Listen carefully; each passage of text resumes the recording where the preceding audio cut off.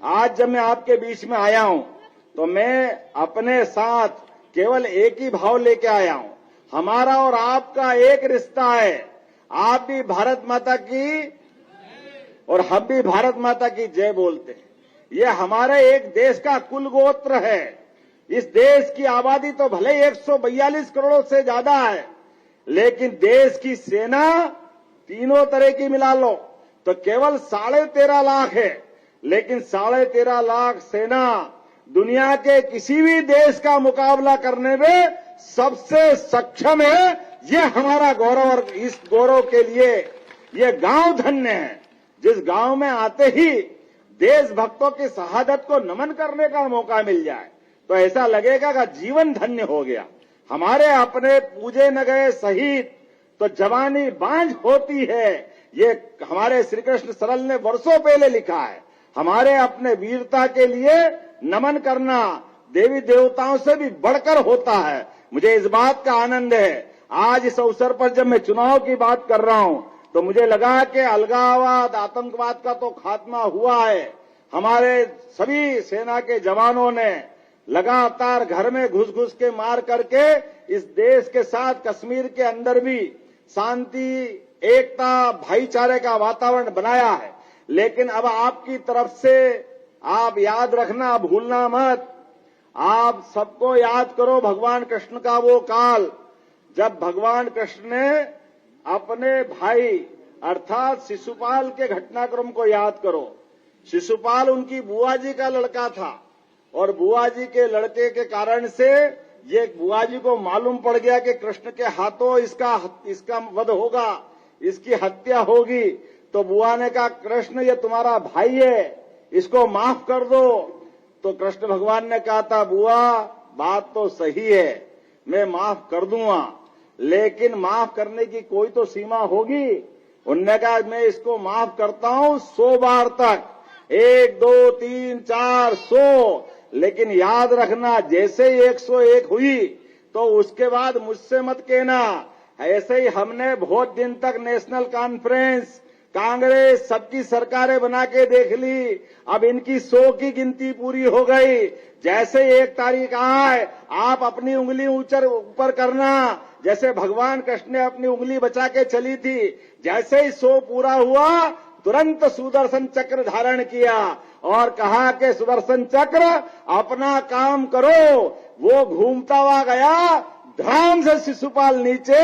आप 1 तारीख के दिन अपनी उंगली निकाल लेना।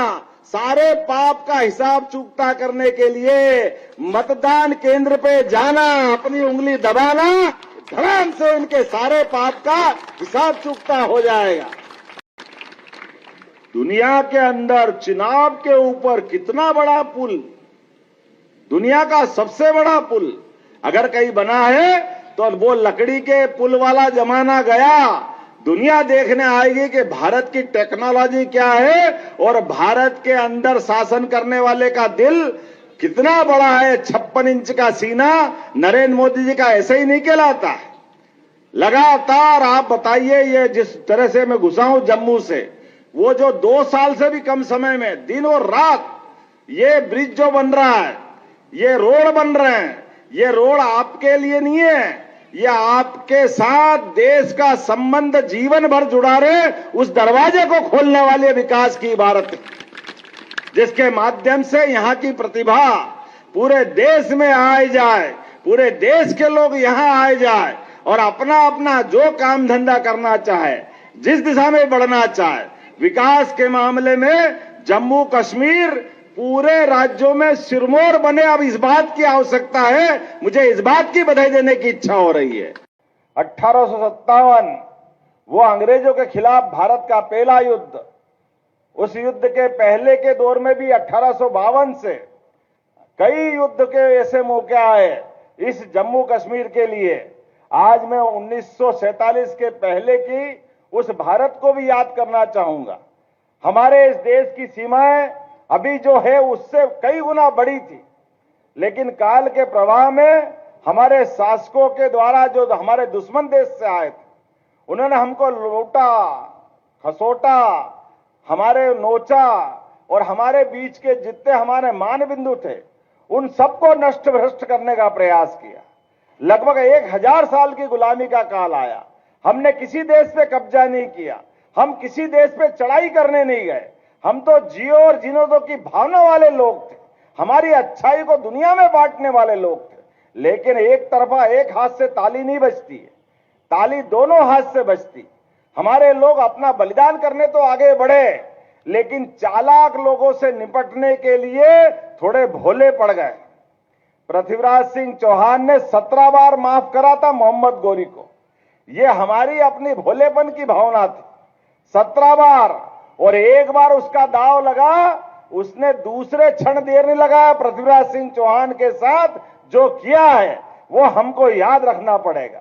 और वही बात आप 47 के बाद याद रख लो।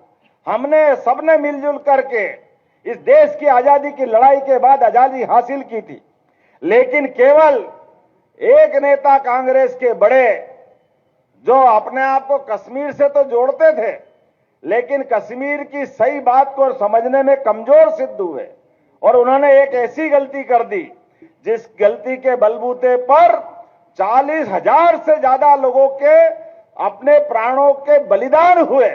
वो कोई और राज्य नहीं है, एकमात्र राज्य जम्मू कश्मीर है, जहां लगातार 75 साल तक ये लगातार अन्याय चलता रहा। मुझे आनंद आया हमारे यहां महाराजा हरि सिंह की प्रतिमा पर माला चढ़ा करके। अरे वो गौरवशाली क्षण था जिन्होंने मुगलों के आगे भी अपने उनके खानदान ने हथियार नीचे नहीं रखे।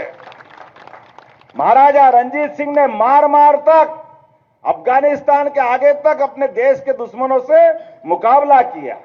वो गौरवशाली क्षण था, लेकिन वो सारी गौरवशाली परंपरा हटा करके नादानी के साथ धारा 370 की आड़ में जिनका शासन चलता था, जो सच्चे अर्थों में राजपूत थे, उनको उन मुट्ठी भर 3 खानदान वालों के हाथों गुलाम बना दिया। ये देश का दुर्भाग्य, जम्मू कश्मीर का दुर्भाग्य। परमात्मा की कृपा है, या विधाता का भी विधान है, चुनाव का संयोग है। एक हमारा बरसों पुराना सपना, और एक तरफ वो सारे लोग जो कहते थे कि धारा 370 हटी तो खून की नदियां बह जाएगी। बाबुओ, आप भी जिंदा हो, आपके ऊपर वाले भी जिंदा होंगे। जहां कहीं आवाज आ रही होगी, कहीं आवाज जमीन में से, ये भारत वर्तमान में दौर में यशस्वी प्रधानमंत्री के नेतृत्व में आगे बढ़ रहा है। जोरदार अभिनंदन करो माननीय नरेंद्र मोदी जी का, जिनके कारण से हमारे अपने जम्मू कश्मीर में हमने छोटा मन नहीं रखा है। अरे हम तो दिल से भारतीय जनता पार्टी के लोग मुस्लिम बंधु को भी गले लगाते हैं, और गले लगा करके अब्दुल कलाम जैसे वैज्ञानिक को राष्ट्रपति बना के बताते, ये हमारी विरासत। हम अब्दुल हमीद जो पाकिस्तान के साथ युद्ध में अपनी वीरता के झंडे गाड़ता है, वो हमारे अपने दिल का टुकड़ा होता है। ये हमारी परंपरा है, इस परंपरा को मानने वाले हम लोग। तो नेशनल कॉन्फ्रेंस जो कांग्रेस के लोग बोल रहे हैं, वही भाषा पाकिस्तान बोल रहा है। ये समझ में नहीं आ रहा है कि इनके पार्टी का रजिस्ट्रेशन और कार्यालय नई दिल्ली में है या इस्लामाबाद में। पहले ये तय कर ले इनका कार्यालय कहां से। ये किसके एजेंडे को चला रहे हैं, किसके चुनाव की बात कर रहे हैं। बड़े दिनों में खुशी का दिन आया, बड़े दिनों बाद इस देश की आबोहवा बदली है, इस प्रदेश की आबोहवा बदली है। जो 40,000 से ज्यादा निरपराध, क्या हिंदू, क्या मुस्लिम, क्या पुलिस, क्या सेना, सारे लोगों को अपने प्राण के बगैर कारण से हानि उठाना पड़ी।